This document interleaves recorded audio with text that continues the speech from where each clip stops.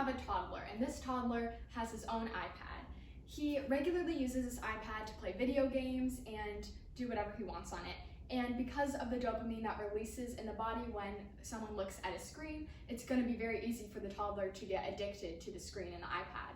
And he's going to want to use it all the time, right? And it's very easy to imagine the negative outcomes that will come from this. And this will lead to him becoming upset when someone tries to take the iPad away from him or he can't be on it for some reason. This would kind of lead to a disaster, right? And I have seen this from personal experience when nannying and things like that. So this is an example of the crisis that is occurring with the rising screen time in children and how addictive it is for them, and the effects that it has on the brain and on the body.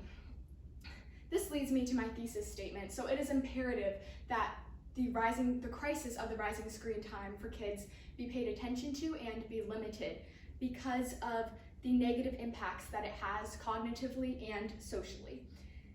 Now, this is highly applicable for today's society because of, especially with COVID-19, kids were on their electronics a lot more frequently, which has continued in the years after. And to be assured that this information that I'm presenting you with is accurate today, I will assure you that I have pulled from credible sources and also from personal experience and observational tools. So I'm going to preview with some things we'll be discussing today, which is the negative cognitive impact, the negative social impact, and the negative physical impact that screens have on children, as well as preventative aspects that we can take to prevent this from happening.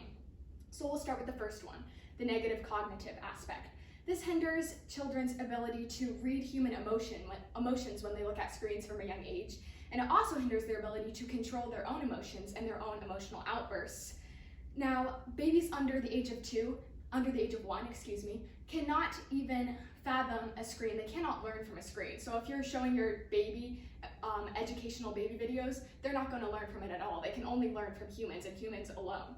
Now, this is taken from Patricia Kuhl, who is a neuroscientist and has done studies on babies. It also taxes children's attention spans and can lead to ADHD in their futures. This is taken from World Health Organization. This same organization recommends that children under the age of 2 do not even look at screens at all, and that it is limited for older children as well.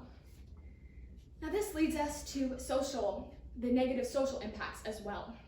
So it is less likely for kids to interact with other kids when they're constantly on screens because they don't feel the need to do that, which in turn impacts their social skills then and in the future as well, which can really impact society as a whole. And this is taken from Psych Central. Now, this leads us to the negative physical aspects. So kids, when they're on their phones or on their iPads, they're much less likely to go and play outside. Instead of going and playing outside, they're going to be playing video games inside, right? And this leads to them not going outside. They're not getting the nutrients they need from the sun. They're not getting the exercise they need, which leads to a rise in obesity rates, which has been heightening so much in the past few years. Kids aren't getting the proper hours that they need in exercise, which leads to them being overall just unhealthy and can also affect you mentally if you're not physically healthy, right? And it is proven that by the age of 3, 1/3 of children have TVs in their own rooms and can kind of use them whenever they want, which is pretty crazy, right? So let's talk about some preventative measures that we can take so children are on their screens less. First of all, as I mentioned before, children under 2 should not even be on screens at all.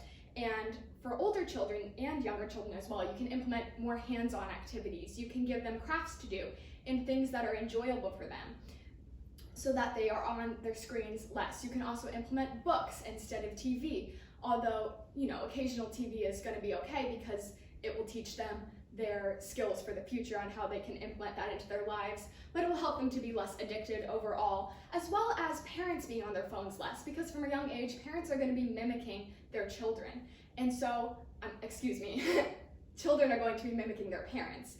And so parents are on their phone a lot, the children are going to be on their phones a lot. So parents need to pay close attention to that as well. This is taken from the Atlanta magazine.